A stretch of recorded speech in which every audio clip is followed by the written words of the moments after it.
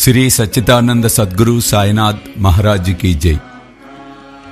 పుష్య పౌర్ణమి యొక్క పూజ విశేషము ఎలా చేయాలి అనే అంశాలన్నీ కూడా మనం ఈ వీడియోలో చూద్దాం. ప్రధానంగా ప్రతి పౌర్ణమి కూడా విశేషమైనటువంటి శక్తివంతమైనది. కాబట్టి ప్రతి పౌర్ణమి, ఏ పౌర్ణమికి ఆ పౌర్ణమి ఎంతో శక్తివంతం, విశేషం. అందులో భాగంగా ఈనాడు మనం పుష్య పౌర్ణమి పూజను ఆచరించబోతూ ఉన్నాం. సంకల్పాలను సిద్ధింపజేసుకోవటానికి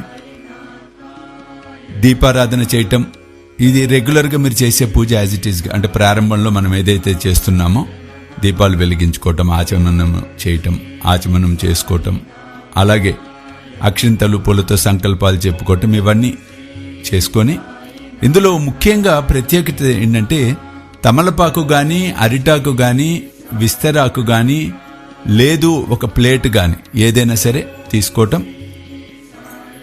కుంకుమను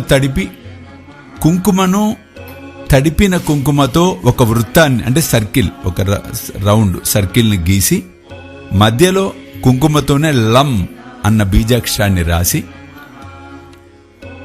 గౌరమ్మను తయారు చేసుకోండి. పసుపు ముద్ద, ఆ లం అన్న బీజాక్షరం మీద పసుపు ముద్ద నుంచి పూజా మందిరంలో స్థాపన చేయండి.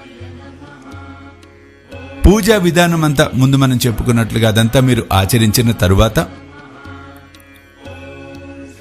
ముందుగా బాబా అష్టోత్తరం, బాబా ఆ తండ్రి యొక్క విగ్రహానికి లేదా పాదాలకు, సాయి దివ్య రక్షా కవచ యంత్రానికైనా బాబా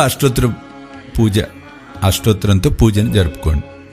అయిపోయిన తర్వాత, బాబాను పూజించిన తర్వాత మీరు తయారు చేసుకున్న ఆ గౌరమ్మ, ఆ బీజాక్షర సహిత గౌరమ్మకు ఓం లక్ష్మీనారాయణాయ నమః అని 108 సార్లు, ప్రతిసారి ఓం లక్ష్మీనారాయణాయ నమః, ఓం లక్ష్మీనారాయణాయ నమః, ఓం లక్ష్మీనారాయణాయ నమః అంటూ 108 సార్లు నామం చెప్తూ పుష్పాలతో కానీ, పసుపు కుంకాలతో కానీ, అక్షింతలతో కానీ పూజించండి.